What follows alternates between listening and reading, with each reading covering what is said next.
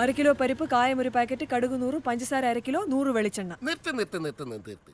വയസ്സായില്ല മോനെ, ഇങ്ങനെ സ്പീഡിൽ ഓടാൻ കഴിയൂല. ആദ്യം പറഞ്ഞത് എന്താ? പരിപ്പ് 1 കിലോ. ആ, അതാദ്യം എടുക്കട്ടെ.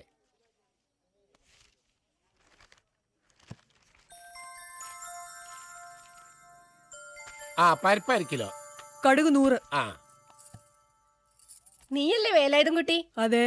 പ്രേമം പറഞ്ഞു മാഷ്ക്ക് ഇപ്പൊ അവിടെ ഒരു കൂട്ടായില്ലേ? ഇവിടെ മാലയും വിളയൊക്കെ ഉണ്ടോ? എന്താ ആർക്കെങ്കിലും വാങ്ങിക്കൊടുക്കാൻ പ്ലാൻ ഉണ്ടോ? ദേ മോനെ, സൂക്ഷ്യം കണ്ടൊക്കെ നിന്നോ. വേഷം കെട്ടെടുത്താലുണ്ടല്ലോ പ്രേമന്റെ സ്വഭാവം നിനക്ക് അറിഞ്ഞൂടാ. മൊയ്തീൻക, ഈ പൊട്ടിന്റെ കൺമഷിയുടെ കാശ് എഴുതിക്കോ. ആയിക്കോട്ടെ. കടുക് 100, പിന്നെ പഞ്ചസാര 1 കിലോ. പഞ്ചസാര 1 കിലോ.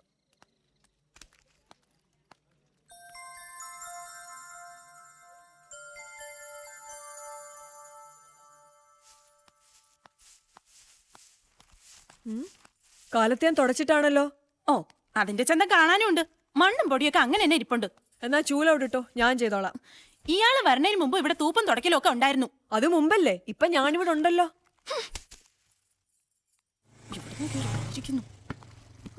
ഇതെന്താ? ഉച്ചക്കത്തേക്കുള്ള അരി ഇടാൻ. അയ്യോ മോളെ, അതൊക്കെ ഇവിടെ ഒറ്റയ്ക്ക്. ഇവൻ നല്ല മണിയായി ചെയ്തോളും. നേരത്തെ കുമാരിയാ എന്നെ ഇവിടെ സഹായിക്കാറ്. ഇപ്പൊ നിനക്കെന്തെങ്കിലും സഹായം വേണമെങ്കിൽ വേലായുധം കുട്ടിയോട് പറഞ്ഞാൽ മതി. ഇവളെന്തിനാ മുഖം വീർപ്പിച്ചു പോയത്? കുശുംബ, ഞാൻ വന്ന് പിടിച്ചിട്ടില്ല.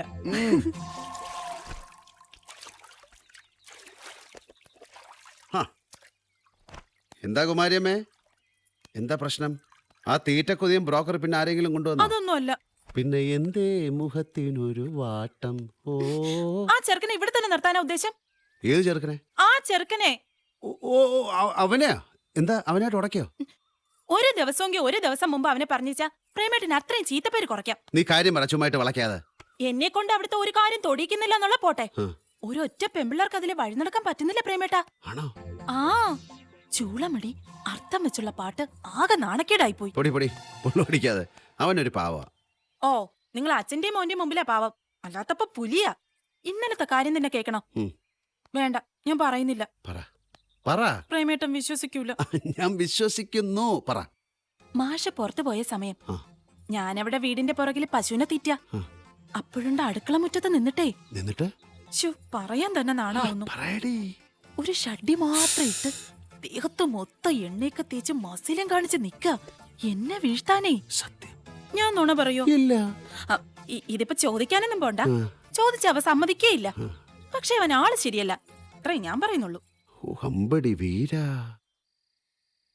അങ്ങനെ ഒരു നിലയ്ക്ക് അവിടുത്തെ പണി അവസാനിപ്പിച്ചു എന്ന് പറഞ്ഞാൽ മതിയല്ലോ, മനസമാധാനായി. തഞ്ചാവൂരിൽ നിന്നൊന്നും പെണ്ണിനെ കിട്ടിയില്ല മാഷേ. ഇപ്പൊ അവൻ പറയുന്നു തിരുനെൽവേലിക്ക് അയച്ചു. നീ അറിഞ്ഞില്ലടാ പ്രേമ? കാസറ്റുകാരൻ ചെക്കനെയും കൊണ്ട് പോലീസുകാരെ തിരുനെൽവേലിക്ക് പോയിരിക്കേ. അവിടെ ചെല്ലുമ്പോ അവൻ പറയും മധുരയിലേക്കാണെന്ന്. അതങ്ങനെ കിടന്ന് കറങ്ങും. പോലീസുകാർക്ക് സർക്കാർ ചെലവിൽ കുറെ നാട് കാണാം. അച്ചാറ്. നീ എവിടെ നിന്നേ?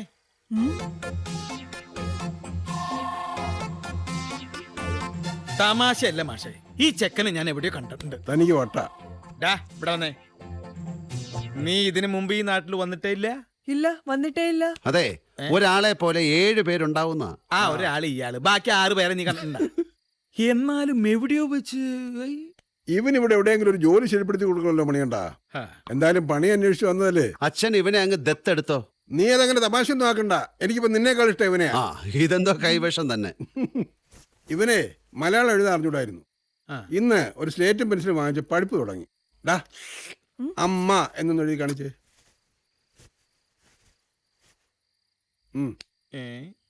ഇത് ആനാന്നല്ലേ? അയ്യോ, ഇത് അമ്മന്നാ. ആ, ഇത് അമ്മ. വേറെ പണിയൊന്നും തൽക്കാലം അന്വേഷിക്കണ്ട. നാളെ മുതൽ ഇവൻ ഞങ്ങളോട് പോന്നോട്ടെ. വിട്, അവൻ എങ്ങനെയെങ്കിലും ജീവിച്ചോട്ടെ ചേട്ടാ. അതിനുള്ള മാർഗല്ലേ ഞാൻ പറയണത്. കുഞ്ഞൂട്ടം പോയതുകൊണ്ട് അവിടെ സഹായത്തിന് ഒരാൾ ആവശ്യ. കൂട്ടത്തിൽ പണിയും പഠിക്കാം. നിനക്ക് ഇഷ്ടമാണോ വേറെ പണി? എനിക്കിഷ്ടോ, ഞാൻ വരാം. അല്ലല്ല, അത് 2 ദിവസം കഴിഞ്ഞ് ഇതെന്തോ നിന്റെ അസുഖ? ഇവൻ വന്ന് കയറിയ അന്ന് തുടങ്ങിയതാ. ദൈവം പറയണതൊന്നും നീ കേൾക്കേണ്ട വേലായും കുട്ടി. ഞാനാണ് ഇവിടുത്തെ മൂത്താശാരി. ഞാൻ പറയണു നാളെ മുതൽ നീ ഞങ്ങളുടെ കൂടെ പണിക്ക് വരുന്നു. ഗുരുവിന്റെ കാല് തൊട്ട് അനുഗ്രഹം വാങ്ങിച്ചേ. 2 ദിവസം കഴിഞ്ഞ് പോയത്.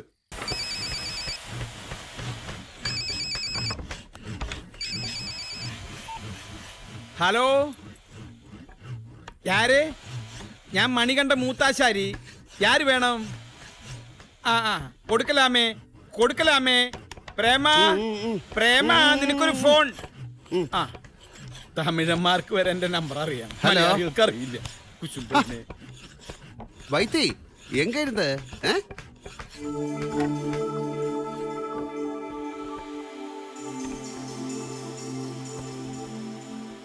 தேங்க்ஸ்டா. நான் கூட வரேன். ஐயோ அது நடக்காது, இங்கே அப்பா தனியா தானே. Okay okay thanks. വേലായുധം കുട്ടി നീ വാ.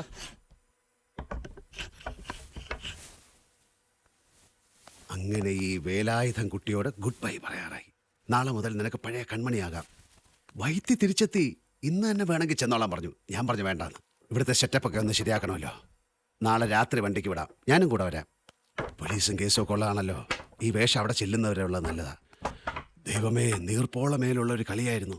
അതെങ്ങാനും പൊട്ടിപ്പോയിരുന്നെങ്കിൽ ഉണ്ടല്ലോ, ഈശ്വരാ, ചിന്തിക്കാൻ വയ്യ.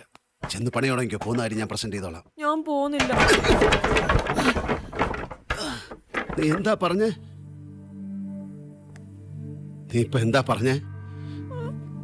നീ ഇപ്പൊ എന്തോ പറഞ്ഞല്ലോ. നിങ്ങളെ ഒന്നും വിട്ടിട്ട് പോകാൻ എനിക്ക് വയ്യ. അത്രേ ഉള്ളൂ. അന്നാ ട്രെയിന് തലവെച്ചിരുന്നെങ്കിലോ. ജീവിതത്തിൽ ഇങ്ങനെ പല പല ഘട്ടങ്ങൾ ഉണ്ടാകും കുട്ടി.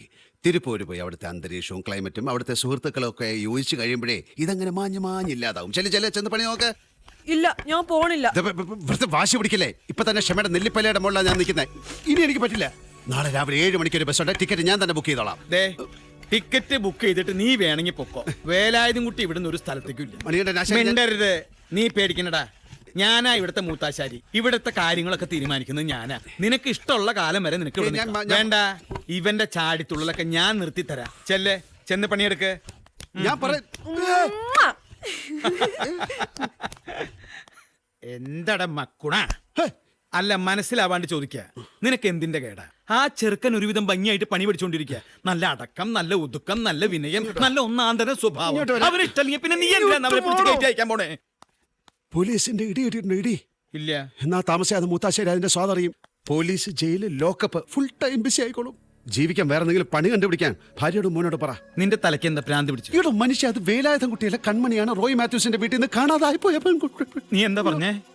നീ ഇപ്പൊ എന്താ പറഞ്ഞേ? ഒന്നും പറഞ്ഞില്ല. എന്തോ പറഞ്ഞല്ലോ നീ. ആരോടും പറയല്ല. സത്യം ചെയ്. സത്യം. തലേ തൊട്ട് സത്യം ചെയ്. എന്റെ തലേ തൊട്ട് സത്യം.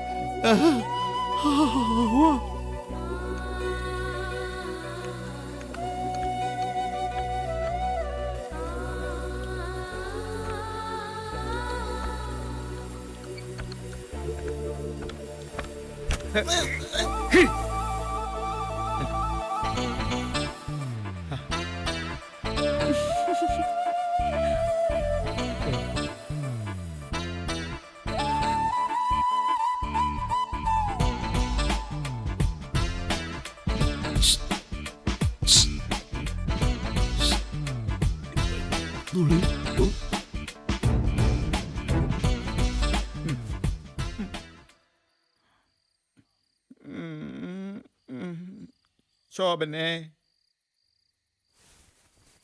ശോഭനെ. എന്താ സുഖല്ലേ? വന്നപ്പോ മുതൽ തുടങ്ങിയാണല്ലോ. ഛർദിക്കാൻ തോന്നുന്നുണ്ടോ?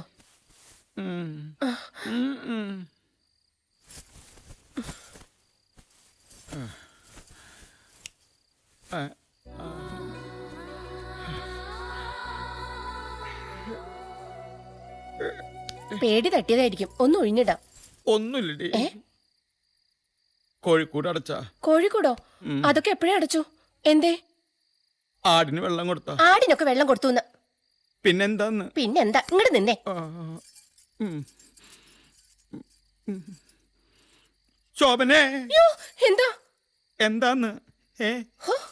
ഇങ്ങനെ ഒരു മനുഷ്യൻ. പ്രേമ, പ്രേമ, ഇങ്ങട്. പ്രേമ, പ്രേമ ആരാ ഇങ്ങോട്ട് വാ ഏതാ? ഇങ്ങോട്ട് വാ എന്താ എൻ്റെ അമ്മേ ഒരു ഗ്ലാസ് വെള്ളം വേഗം കൊണ്ടുപോടോ. എന്താ ഒഴിച്ചോ.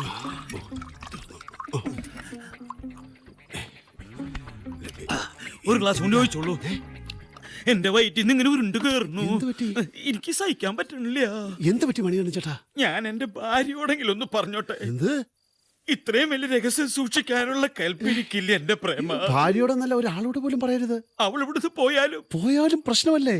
ജീവിതത്തിൽ ഒരിക്കലും. കിടന്ന് ഉറങ്ങണോ? ഒരു ഗ്ലാസ് വെള്ളം എന്താ? ആ കിണറ്റിന്ന് ചാടി കുടിക്കണോ? പോടോ. നീ പോയി ചാടറ. ഉഷ്. എന്താ പ്രേമ?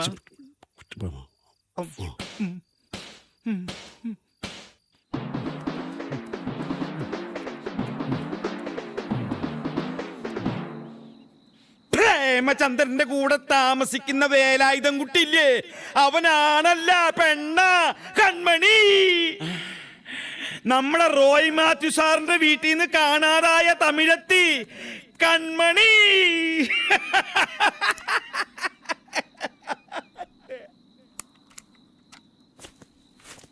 പകല രാത്രിയാ? താനിപ്പോ എന്താടോ പറഞ്ഞേ? പാളിപ്പോയാ? എടോ താനിപ്പോ എന്താ പറഞ്ഞെന്ന്? എണ്ണ തേച്ച് കുളിക്ക്. കൺമണി എവിടെയെന്നാ താൻ പറഞ്ഞത്? പറയാൻ കൊള്ളൂ. എടോ കൺമണി എവിടെയുണ്ടെന്ന് വിഷമം കൊണ്ടാ? മര്യാദയ്ക്ക് സത്യം പറയടോ. വയറിളക്ക് തന്നെ ഞാനിന്ന് എന്റെ അയ്യോ.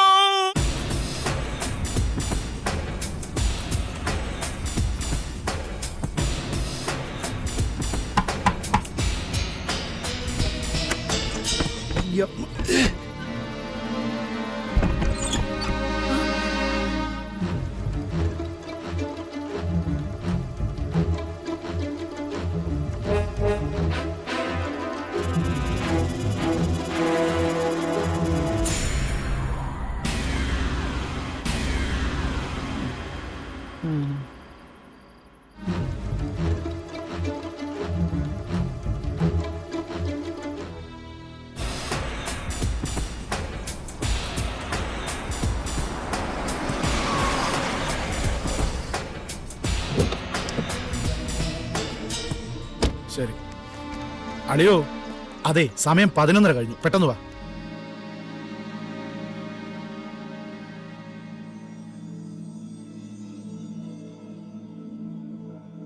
എന്നെ ആരും നിർബന്ധിച്ചുകൊണ്ട് പോയതല്ല. ഞങ്ങൾ തമ്മിൽ ഇഷ്ടത്തിലാ. എന്നെ കല്യാണം കഴിക്കാൻ അന്ന് തന്നെ പറഞ്ഞതാ. ഞാനാ പറഞ്ഞ അച്ഛൻ കൂടി സമ്മതിച്ചിട്ട് മതിന്ന്. എനിക്ക് പ്രേമൻ ചേട്ടന്റെ കൂടെ തന്നെ പോയാ മതി.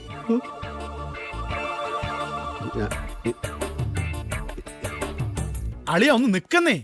ഓ, ഇനി എന്നത്തിനാ നിൽക്കുന്നേ? കോടതി പറയാൻ പോകുന്ന എന്തെന്ന് മനസ്സിലാക്കാനുള്ള കോമൺ സെൻസ് ഒക്കെ എനിക്കുണ്ട്. പ്രായപൂർത്തിയായ പെണ്ണായതുകൊണ്ട് അവളുടെ ഇഷ്ടത്തിന് പോകാൻ അനുവദിക്കും. എന്നാലും ഇതൊന്ന് കംപ്ലീറ്റ് ചെയ്തിട്ട്. ഓ, ഞാൻ ആ ചാപ്റ്റർ ക്ലോസ് ചെയ്തേ. ഇന്ന് അമ്മച്ചിയെ മെന്റൽ ഹോസ്പിറ്റൽ ആക്കേണ്ട ദിവസാ. അതിട്ടാ ഇങ്ങോട്ട് ഓടി വന്നത്. ആ, നീ ഒരു കാര്യം ചെയ്യും, വൈകുന്നേരം ബീനയും കൂട്ടി വീട്ടിലേക്ക് വന്ന് കേട്ടാ. ശരി. ആ, ടിക്കറ്റ് ടിക്കറ്റ് ടിക്കറ്റ് ടിക്കറ്റ്. ഒരു മിഷൻ കോട്ടേഴ്സ്. ആ, ഇവിടെ പുറകിൽ ആളുണ്ട്. പുറകിൽ ആരുമില്ല. കണ്ടക്ടർ, ചുങ്കത്തേക്ക് ഒരു ടിക്കറ്റ്. ഈ കുട്ടി ആരാണെന്ന് എനിക്കറിയില്ല. അല്ല, പുറകിൽ നിങ്ങളാണെന്ന് ഈ കുട്ടി പറഞ്ഞില്ലല്ലോ. പറഞ്ഞില്ലേ? പക്ഷെ ഈ കുട്ടി എന്റെ ആരുമല്ലെന്നുള്ള സത്യം എനിക്ക് പറയാമല്ലോ. കല്യാണം കഴിക്കാൻ പോവാന്ന് കോടതി പറഞ്ഞിട്ട് ഇപ്പൊ ഇറങ്ങിയതല്ലേ ഉള്ളൂ. അതിനു മുമ്പ് ഡൈവേഴ്സ് ആയ. ഓ, കുടുംബ പ്രശ്നമാണല്ലേ. ആള് ഇത് തന്നെയല്ലേ കൊച്ചേ? അതെ. ആ, ടിക്കറ്റ് ഒരല്പം മാറിക്കേ. ഒരെണ്ണം മതി എന്ന് പറഞ്ഞിട്ട് പോട്ടെ സാറേ, കുടുംബ പ്രശ്നമൊക്കെ ഇങ്ങനെ പബ്ലിക്കായിട്ട് കാണിക്കാമോ? സാരമില്ലെന്ന്. അയ്യോ.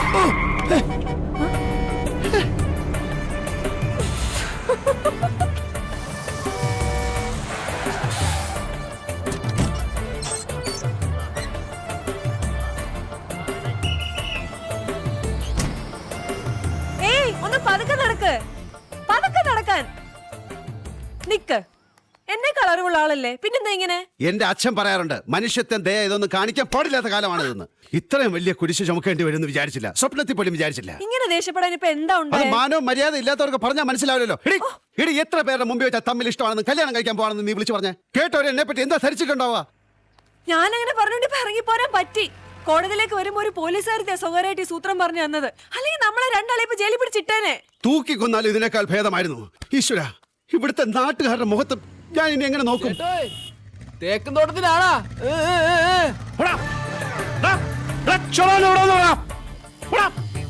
Stop stop. എങ്ങോട്ടാ സാറേ? മനസ്സമാധാനം കിട്ടുന്ന എങ്ങോട്ടെങ്കിലും. 1-ാം തീയതി ബാറിൽ അവധിയാണ് സാറേ.